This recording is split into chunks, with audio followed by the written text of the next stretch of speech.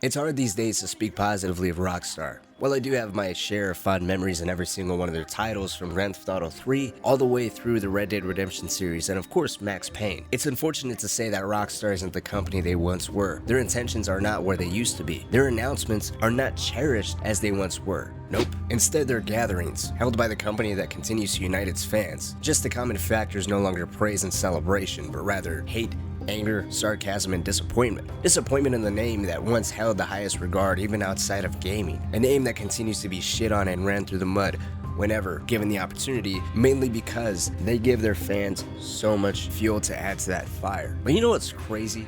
Rockstar still has the power to turn this around if they really wanted to. And I'm going to tell you how they can do that after we discuss the mountains of shit that they've thrown at their community and longtime fans within just the last year alone. You see, there's not too many games and developers who have fell from grace quite like Rockstar has. Once pioneers in such a way that their influence and work far surpassed just the gaming space. I remember back in 2013, rumors of the systems implemented in Grand Theft Auto 5's NPCs and how traffic worked within the game was so advanced it was actually being repurposed and utilized to aid in the development of autonomous vehicles and their sensors. With the vehicles capable of detecting pedestrians, cars are able to stay within their own lanes, and they're capable of obeying traffic lights as well as stop signs. While hearing this nowadays barely bats an eye, you gotta remember that was impressive stuff in 2013. Grand Theft Auto's system was incredibly advanced for its time, with the technology of a video game being utilized to propel us as a society into the future. It was a beautiful thing. The money, resources, and technology at their fingertips have only expanded throughout the years. Yet it's unfortunate, due to greed and the expansion of their own pockets, the creative vision and the drive to propel the industry forward, with each one of the projects being staples of innovative narrative storytelling and world design. The beauty of what a Rockstar game once held was pushed to the wayside a long time ago, with each one of their trailers and announcements of a quote-unquote new project making that ever so present. That beauty and creative vision by Rockstar continues to be cannibalized by its own corporate rulers from the top down. An announcement of anything with the famous Rockstar logo once made the world go crazy over talk and excitement of what they were working on. Hell, just the teaser image of Red Dead Redemption 2 alone inspired countless videos of what that game was. Who was the protagonist? What was the story? How big was the world? What are the means of transportation? Cosmetics? Is it linked to the other Red Dead Redemption? What are the extra activities? And so on. This singular image alone inspired countless of videos, recapping the first game, praising Rockstar, talking about the setting, talking about possible spoilers, things to do, places to see, the bridge from the first to the second game, the recap of the first game. All these videos are of a forgotten era, back when Rockstar actually had a soul. Or even if they didn't at the time, at least we weren't aware of it. At least we were still living in bliss, enjoying our own little worlds and the products, the impressive products that they were putting out. And then we had small glimpses of what was going on behind the scenes that kind of left a sour taste in our mouths, but ultimately Rockstar was still forgiven. However, these days Rockstar has resorted to any and every scummy practice under the sun, almost to the point where it's kind of hard to defend them these days. All it takes is a quick glance at their YouTube channel, with every single one of their trailers and announcements struggling to have a positive like to dislike ratio. On one hand, you find those that are disgruntled over not having a new Grand Theft Auto game after 10 years and 3 console generations. Some of them do have valid points. Most, however, shoot themselves in the foot by letting the typical ungrateful gamer persona crack through. They just want a new game. They just want the old Rockstar back. You know, and it's actually quite sad because the loss of everyone's good graces wasn't something that happened overnight, but a gradual series of missteps, or rather swift defining decisions that showed us all where their direction was headed in. A series of missteps that were even continuously forgiven, even when the forgiveness was not deserved. We're gonna start with the first major blunder. Why did I move here? I guess it was the weather. Grand Theft Auto 5 on the PlayStation 5 and Xbox Series X. This one actually has an interesting story by itself, because Rockstar played something a little sneaky by switching up tactics a little bit. So if you go back and if you look at the trailer for their first announcement for Grand Theft Auto 5 showing up on the PlayStation 5, this is funny because I didn't notice this until looking at it for this video. When they showed the trailer gameplay, at least towards the end, they used the trailer for the PlayStation 3 version. And the reason why you can tell is just look at how blocky this is. Go online and look at any PlayStation 3 footage of Grand Theft Auto 5, and it is that. In this announcement trailer, I mean, the like to dislike ratio is horrendous as well, but at this point in time, the version coming to the next generation of consoles was called Expanded and Enhanced. Obviously, there's no information on what the hell that really meant at the time. It was just, hey, you're gonna get the game for the third console generation in a row, but you're gonna be getting more shit, which hopefully was something good. I mean, if I'm allowed to say something positive here, going from the PlayStation 3 to the PlayStation 4, Grand Theft Auto 5 did get a large amount of stuff. We got the first-person perspective, we got improved AI, improved foliage, more vehicles, more weapons. Obviously, everything was completely upgraded as far as graphic fidelity went. But no matter what, the main incentive for this version of Grand Theft Auto 5 was the first-person perspective, with Rockstar remaking everything from the ground up in order to compensate for players' newfound ability to really scrutinize the world under a clear lens.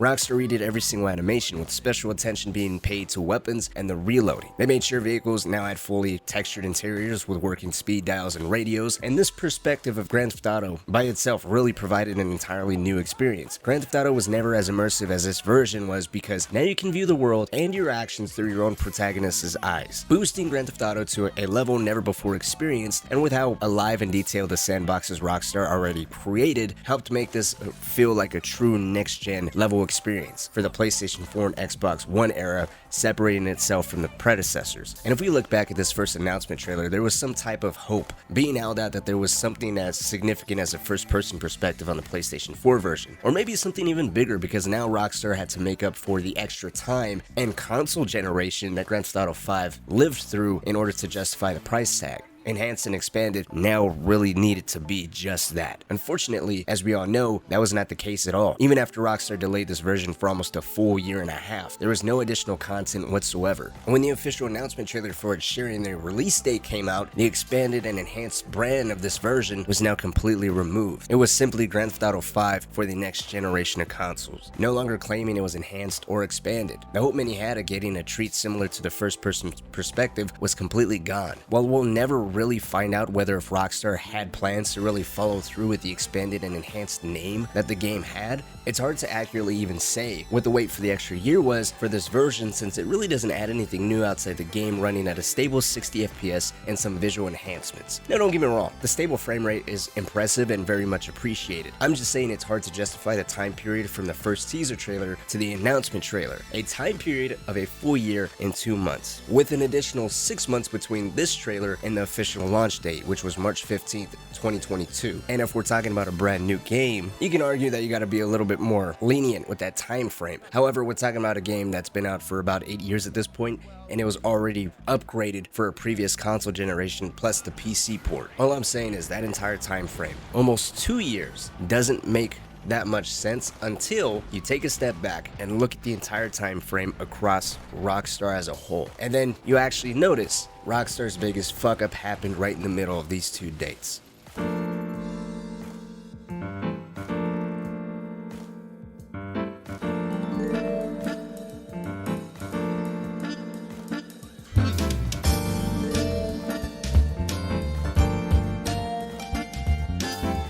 I'm not gonna trudge through the same bullshit that everyone else has already went over when it came to the GTA trilogy. Ultimately, in order for me to get my point across within this video, it's gonna boil down to two main points. The first one being, Rockstar completely disregarded their own legacy. A legacy that's rooted in nostalgia, as it's tied to a lot of people's childhoods. A legacy that's rooted in the gaming industry at large, pushing what an open world should really look like, pushing what the concept of an action-adventure game should really look like, and setting quote-unquote the golden standard for many games moving forward. I mean, the first point basically boils down to ultimately they just did not care enough. They couldn't be bothered to have individual artists go through each one of these games and put in the proper care and attention to detail like they demand, like a company should that even values their own history and the work that came from the artists before them. I mean, people that work at Rockstar now probably had nothing to do with any of these previous titles, and they could have paid some type of homage to that group of people that set the foundation of what Rockstar ultimately is these days. I don't want to go so far to be like, yeah,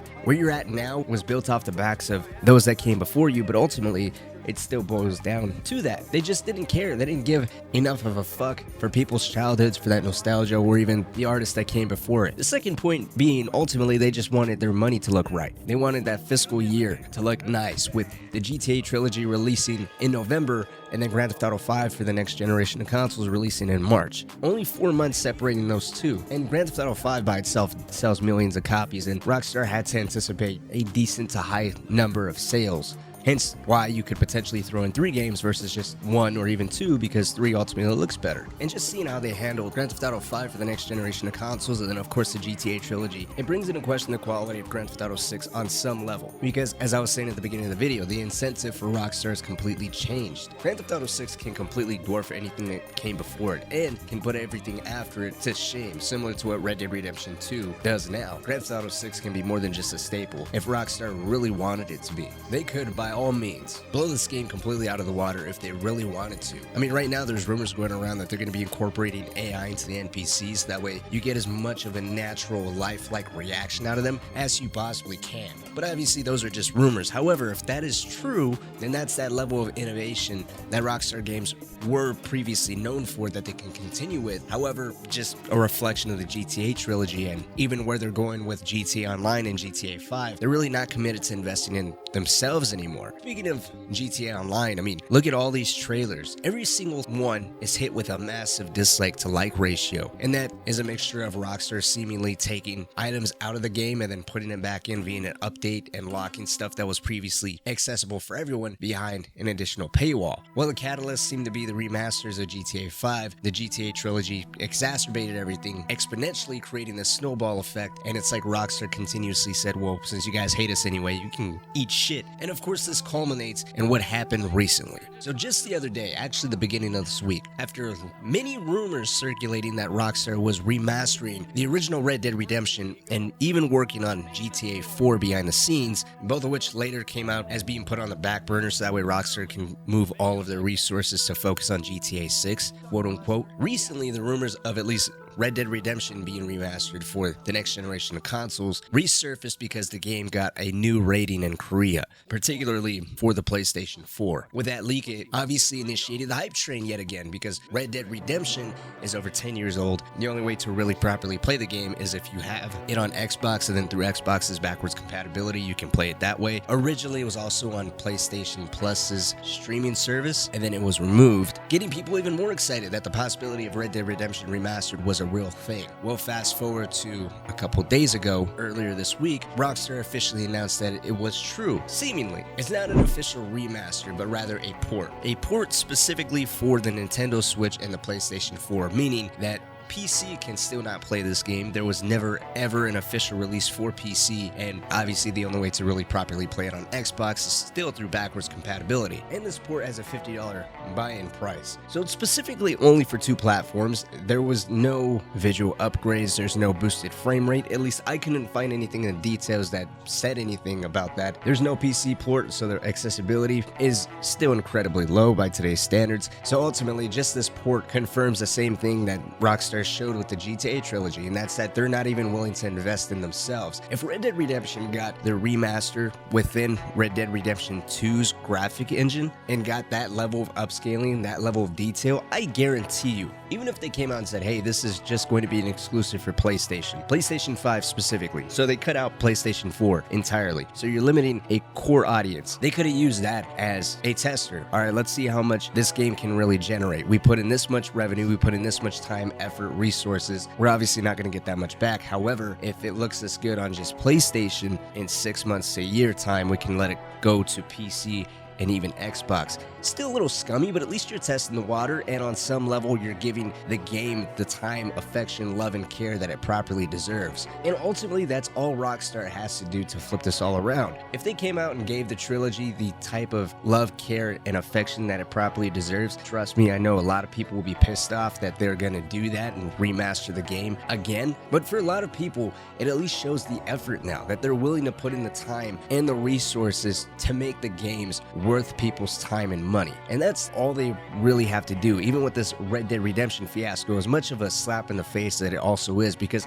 that's all it is. A lazy port, a lazy attempt to try to boost revenue sales, and I guarantee you they're still gonna probably sell decently well because it's Red Dead Redemption on PlayStation, which it's not even on the PS5, it's on the PS4. Another level of laziness, but that's all they gotta do. Go back into their catalog. They have some of the richest catalog of games in the gaming industry. They literally can zero in on any one of their games from the past and say, okay, we're going to invest as much time, resources, and energy into this old game to make it look like a next generation game. Hit that 60 FPS on modern consoles, throw in a little bit of ray tracing. We're not going to affect the story whatsoever. It's just going to be a graphic and frame rate boost across the board. If we got to make it from the ground up, sure, but let's not touch those audio files. Let's keep that story intact. I guarantee you, they will make all their money back. And it would be the first very critical step in gaining people's good graces back. If they were to do that with Grand Theft Auto 4 or even Bully, everything else won't be entirely forgiven, but with how forgiving, quote unquote, or at least accepting Rockstar fan base has become, I think it'd be a nice step in the right direction. But for the time being, the general consensus is Rockstar never fails to disappoint, so we'll see how that goes.